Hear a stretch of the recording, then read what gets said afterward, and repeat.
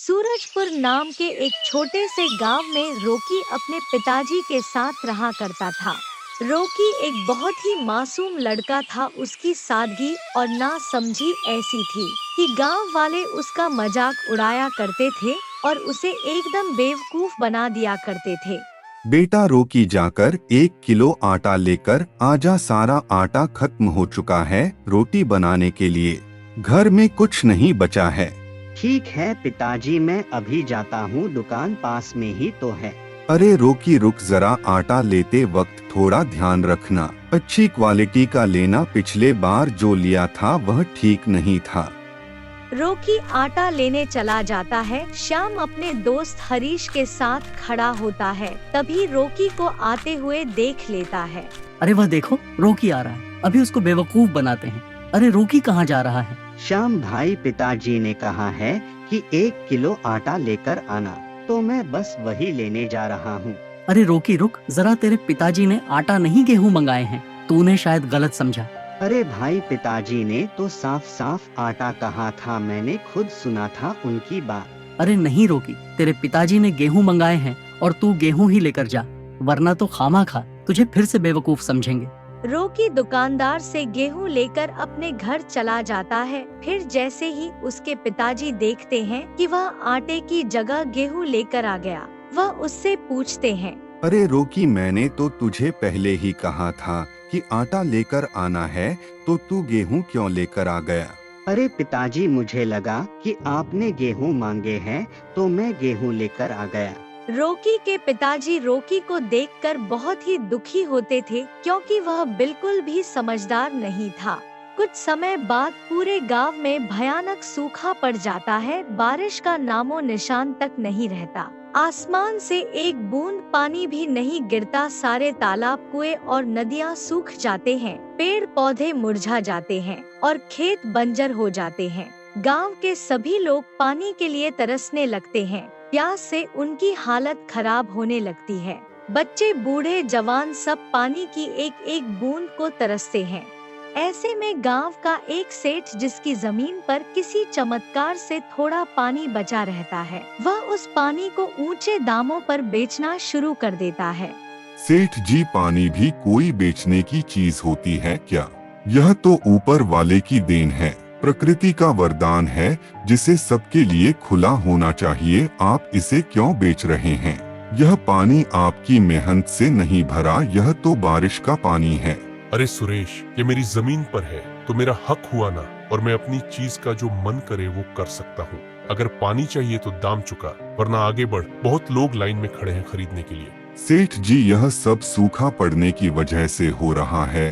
अगर कुएं, तालाब और नदियां भरी होती तो कोई आपसे पानी क्यों खरीदता? आपने हमेशा अपने फायदे के बारे में सोचा, गांव की भलाई के लिए कभी कुछ नहीं किया। लेकिन याद रखिए, ऊपर वाला सब देख रहा है। देख सुरेश, मुझे ज्ञान मत दे, ये दुनिया पैसा समझती है, भावनाओं से कोई पेट नहीं भरता। मैं धंधा कर रहा हूँ। सुरेश सेठ से एक घड़ा पानी लेकर चला जाता है। अरे बेटा रोकी जा, सेठ जी के यहाँ से पानी लेकर आ जा, जब तक पानी नहीं आएगा तब तक खाना नहीं बनेगा। लेकिन पिताजी, सेठ जी बहुत महंगा पानी बेच रहे हैं, हमारे पास पैसे भी ज्यादा नहीं हैं। बेटा, गरीब आदमी के पास कोई और चारा नहीं होता, पानी तो चाहिए ही चाहिए, चाहे जैसे भी आए। अगर पानी ना लाए तो खाना कैसे बनेगा? पिताजी, यह कितना बड़ा अन्याय है। जो चीज सबकी है उसे सेठ जी अपनी जागीर समझकर बेच रहे हैं। अगर हमारे कुएं, तालाब ना सूखे होते तो हमें उनकी दुकान पर जाने की जरूरत ही ना पड़ती। रोकी पानी लेने चला जाता है। अरे सेठ जी, एक घड़ा पानी दे दीजिए। कितने का दिया? एक घड़ा पानी 20 रुपए का दिया। अरे सेठ जी रुकिए जरा, यह क्या माजरा है? कल ही तो आपने मेरे हाथ में एक घड़ा पकड़ाया था, और वह भी 10 रुपए में। आज सुबह सुबह दाम दोगुना कैसे हो गया? 20 रुपए का कैसे कर दिया? यह तो सरासर अन्याय है। अरे भाई, अन्याय अन्याय चिल्लाने से कुछ नहीं होगा। सुनो तो सही, पानी खत्म हो रहा है, समझे? टैंकर की आवाजाही कम हो गई, नदियां सूख रही हैं, कुएं बंजर हो गई हैं। ऐसे में दाम तो बढ़ेंगे ही। कल 10 रुपए का था, आज 20 रुपए का है। ये बाजार का नियम है, मेरी मजबूरी है। लेना हो तो लो, वरना और लोग खड़े हैं। रोकी घड़े में पानी लेकर घर आ जाता है। पिताजी, खाना तो किसी तरह बन ही जाएगा, लेकिन खेतों का क्या? पूरा खेत सूख चुका है, हरियाली तो जैसे हमसे रूठ ही गई हो। अगर पानी नहीं पड़ा तो इस बार फसल बिल्कुल बर्बाद हो जाएगी। बेटा, रोकी हालात तो सच में बहुत खराब हो चुके हैं। पहले जब सूखा पड़ता था तो पास के गांवों से मदद मिल जाती थी, लेकिन अब तो वहां भी पानी का अकाल पड़ चुका है। कुछ ही दिनों में सेठ के तालाब का पानी भी पूरी तरह सूख गया था, जिसके चलते अब पूरे गांव को पानी की भारी किल्लत से जूझना पड़ रहा था।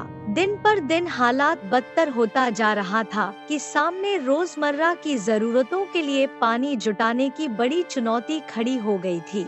इस गंभीर समस्या से निपटने के लिए मुखिया ने तुरंत एक कदम उठाया और सभी गांव वालों को एक सभा के लिए बुलाया, ताकि इस संकट का कोई हल निकाला जा सके।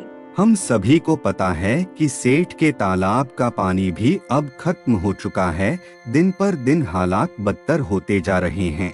अब अगर हमने कुछ नहीं किया तो हमारा गांव भी इतिहास बनकर रह जाएगा। हमें कोई ना कोई हल निकालना ही होगा। मुखिया जी, ये संकट तो पहले कभी नहीं देखा। खेत बंजर हो गए, मवेशी मरने की कगार पर है और लोग भूख प्यास से बेहाल है। कुछ ना कुछ करना ही होगा, वरना हालात और बिगड़ जाएंगे। मुखिया जी, मैं सोच रहा हूँ हमें उस रेगिस्तान की ओर जाना चाहिए जिसके बारे में हमारे बुजुर्ग कहते आए हैं। उन्होंने कहा था कि अगर पानी की असली खोज करनी हो तो वहाँ जाना होगा। हो सकता है वहाँ कोई ऐसा रास्ता मिले जिससे हमारा गांव बच सके।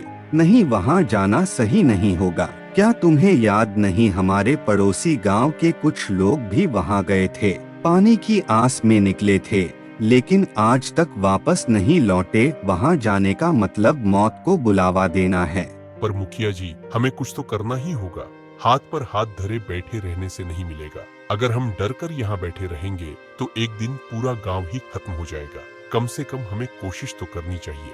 तुम्हारी बात ठीक है, लेकिन अभी हमें इस बारे में बात नहीं करनी चाहिए। वक्त आने पर हम किसी न किसी को वहाँ भेज देंगे।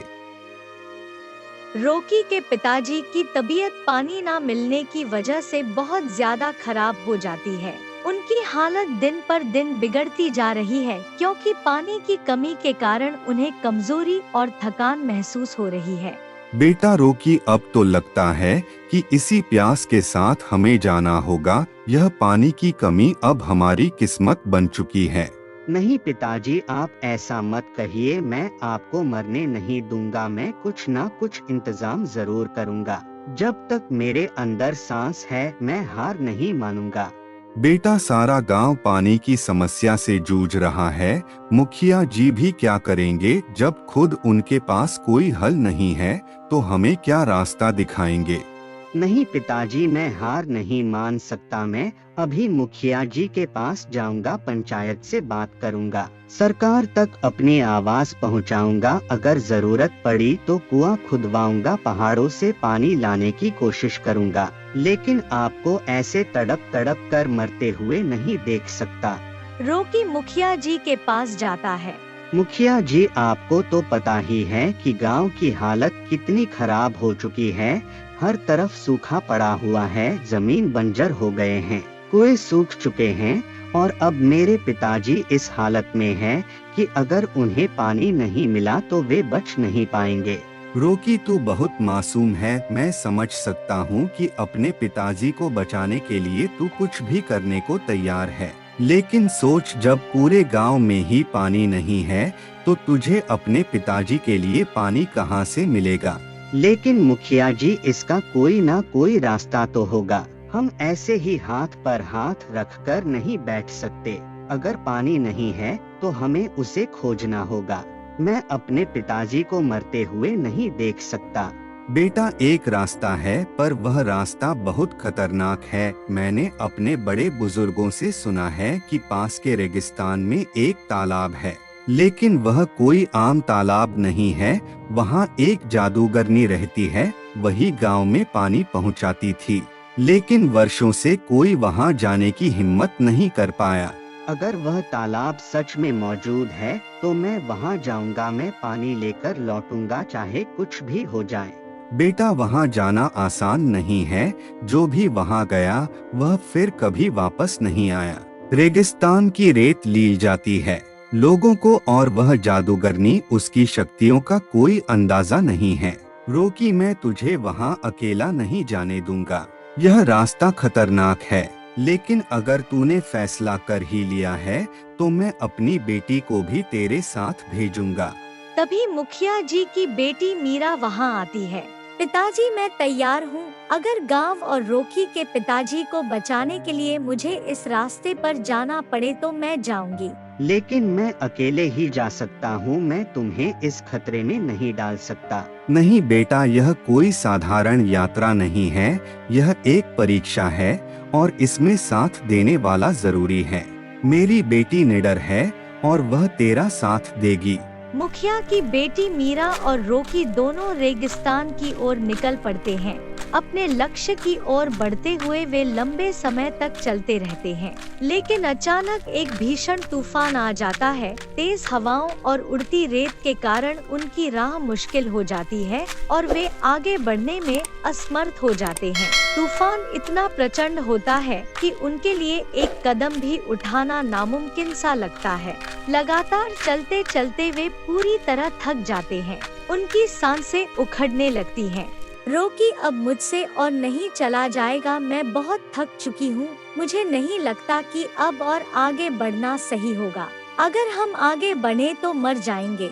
यहाँ पानी नहीं है, रास्ता खत्म हो गया है। हम कितनी देर से चल रहे हैं लेकिन कुछ नहीं दिख रहा। नहीं मीरा, हमें रुकना नहीं है, हमें आगे बढ़ना ही होगा, चाहे जैसे भी हो। अगर हम यहीं बैठ गए तो यकीन मानो मौत हमारे और करीब आ जाएगी। हमें किसी भी तरह से पानी ढूंढना होगा। रोकी, मैं समझ सकती हूँ कि तुम्हारे दिल में अपने पिताजी के लिए कितनी बेचैनी है, लेकिन अगर हम ही नहीं बचे तो उन्हें बचाने का क्या फायदा। मेरी हालत देखो, मेरे पैरों में छाले पड़ गए हैं, मेरी सांसें तेज हो रही हैं। अगर मैं और एक कदम भी चली तो गिर जाऊंगी। मीरा, मैं जानता हूँ कि तुम बहुत थक चुकी हो, पर हमें हिम्मत नहीं हारनी चाहिए। सिर्फ कुछ कदम, और अगर हम रुके तो यकीन मानो हम दोबारा चलने की हिम्मत नहीं जुटा पाएंगे। अगर तुम कह रहे हो कि आगे बढ़ना जरूरी है तो मैं कोशिश करूंगी, लेकिन मैं वादा नहीं कर सकती कि ज्यादा दूर चल पाऊंगी। एक काम करो मीरा, तुम यहीं रुको, मैं अकेला आगे जाता हूँ। पिताजी मेरे हैं, उनकी जिम्मेदारी भी मेरी है। तुम क्यों अपनी जान खतरे में डाल रही हो? अगर पानी हुआ तो मैं तुम्हारे पास आ जाऊंगा और तुम्हें ले चलूंगा। रोकी मीरा को वहीं छोड़कर तपती धूप में आगे चलता रहता है। वह बहुत ही थक जाता है, लेकिन उसे अपनी पिताजी की याद आने लगती है, पर वह रुकता नहीं, वह चलता जाता है। कुछ दूर चलने के बाद उसे वह तालाब दिख जाता है। रोकी तालाब के पास जाता है, तभी उसमें से जादूगरनी बाहर आती है। बेवकूफ लड़के, अगर तुझे अपनी जिंदगी प्यारी है तो यहाँ से चला जा, वरना मौत तेरे सिर पर मंडरा रही है। यह जगह तेरे जैसे कमजोर लोगों के लिए नहीं बनी। अगर तूने मुझसे भिड़ने की कोशिश की तो तेरी हड्डियां भी पहचान में नहीं आएंगी। मैं यहाँ अपनी जान बचाने नहीं बल्कि अपने गांव के लिए आया हूँ। तुमने हमारे गांव का पानी क्यों रोक रखा है? मेरे पिताजी पानी की कमी से तड़प रहे हैं। अगर उन्हें जल्द पानी नहीं मिला तो उनका बचना मुश्किल होगा। तुम लोग कभी नहीं सुधरोगे। तुम्हारे जैसे लोग पानी की कीमत नहीं समझते। पानी सिर्फ जीवित रहने के लिए नहीं बल्कि एक अनमोल खजाना है, और तुम लोग उसे बर्बाद करते हो, बिना सोचे समझे बहा देते हो, यूं ही बेकार कर देते हो। मुझे यह बर्दाश्त नहीं, इसलिए मैं उन गांवों का पानी रोक देती हूँ जो इसकी कद्र नहीं करते। जादूगरनी, हमसे गलती हुई होगी, लेकिन प्यास से मरते हुए लोगों का क्या दोष? मेरा गांव अब पानी के बिना खत्म हो रहा है। बच्चे, बूढ़े, महिलाएं सब तड़प रहे हैं। मेरे पिताजी वह अब और नहीं सह पाएंगे, मैं तुमसे विनती करता हूँ हमें पानी दे दो। अगर तुझे पानी चाहिए तो बदले में तुझे अपनी जान मुझे सौंपनी होगी। अगर अपनी जिंदगी दे देगा तो तेरे गांव को पानी मिलेगा। रॉकी के चेहरे पर सन्नाटा छा जाता है। उसका दिल तेजी से धड़कने लगता है। उसकी आंखों के सामने अपने पिताजी की कमजोर हालत आ जाती है। सूखे होठ, प्यास से तड़पता शरीर, वह जानता है कि उसकी जिंदगी उसके पिताजी से ज्यादा कीमती नहीं है। कुछ देर तक वह गहरी सोच में डूब जाता है, फिर अचानक फैसला कर लेता है। ठीक है जादूगरनी, अगर मेरी जान देकर मेरे गांव को पानी मिल सकता है तो मैं तैयार हूँ। मेरी जान ले लो, लेकिन बदले में मेरे गांव को हमेशा के लिए पानी दे दो। मुझे नहीं लगा था कि तू इतना हिम्मती होगा। आम लोग अपनी जान बचाने के लिए कुछ भी कर सकते हैं, लेकिन तू अपने गांव के लिए मरने को तैयार है। यह दिलचस्प है। मेरे लिए मेरे पिताजी और मेरे गांव के लोग सबसे जरूरी है। अगर मेरी कुर्बानी से उनकी प्यास बुझ सकती है तो इससे बड़ी खुशी मेरे लिए कुछ और नहीं होगी। पर मैं यह चाहता हूँ कि मुझे थोड़ी देर के लिए अपनी दोस्त से मिलने दिया जाए ताकि मैं उससे कुछ कह सकूं। ठीक है, जाओ तुम उससे मिलकर आओ आखिरी बार। रॉकी मीरा के पास जाता है। मीरा, मेरे पिताजी से कहना कि उनका रॉकी बेवकूफ नहीं था, हिम्मत वाला था। उसने अपने गांव के लिए अपनी जान कुर्बान कर दी, लेकिन कभी हार नहीं मानी। और गांव वालों से कहना कि पानी अनमोल है, उसकी बर्बादी ना करें, क्योंकि जिसे प्यास की सच्ची तकलीफ नहीं पता वह कभी उसका महत्व नहीं समझ सकता। नहीं रॉकी, यह तुम क्या कर रहे हो? तुम ऐसे कैसे जा सकते हो? हम कोई और रास्ता निकाल लेंगे, प्लीज मत जाओ। मीरा, तुम बहुत बहादुर हो। तुम्हारा बहुत बहुत धन्यवाद कि तुम मेरे साथ यहाँ तक आई। तुमने हर कदम पर मेरा साथ दिया, मेरी हिम्मत बढ़ाई, लेकिन अब मेरी राह अलग है।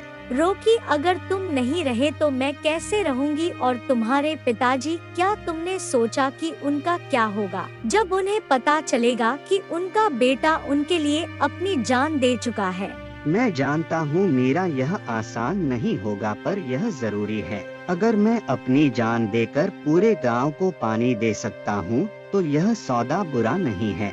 और हाँ, मैंने तुमसे झूठ नहीं कहा, पानी मिल गया है, लेकिन इसकी कीमत मेरी जान है। इतना कहकर रॉकी वहाँ से चला जाता है, अपने पीछे एक अनिश्चित भविष्य छोड़कर। उसी दौरान एक रहस्यमय जादूगरनी प्रकट होती है, जिसके पास असीम शक्तियाँ थी। उसने रॉकी को अपने जादू के जाल में फंसा लिया और उसकी जान ले ली, लेकिन यह बलिदान व्यर्थ नहीं गया। रॉकी की जान के बदले में जादूगरनी ने पूरे गांव को पानी का वरदान दे दिया। सूखे हुए गांव में चमत्कार सा हो गया। जहां कभी पानी की एक बूंद के लिए तरसते थे, वहां अब पानी की कोई कमी ना रही। और उसने दुखी मन से रॉकी के पिताजी को सारी बात बताई। उसने कहा रॉकी ने अपनी जान की कुर्बानी देकर पूरे गांव को पानी का तोहफा दिया है। उसका यह बलिदान हमें हमेशा याद रखना होगा। पिताजी की आंखों में आंसू छलक आए, लेकिन उन्हें गर्व भी हुआ कि उनके बेटे ने इतना बड़ा काम किया। गांव वालों ने रॉकी की याद को अपने दिलों में सजो लिया। उन्होंने एक साथ मिलकर प्रण किया कि अब पानी की एक बूंद भी बर्बाद नहीं करेंगे।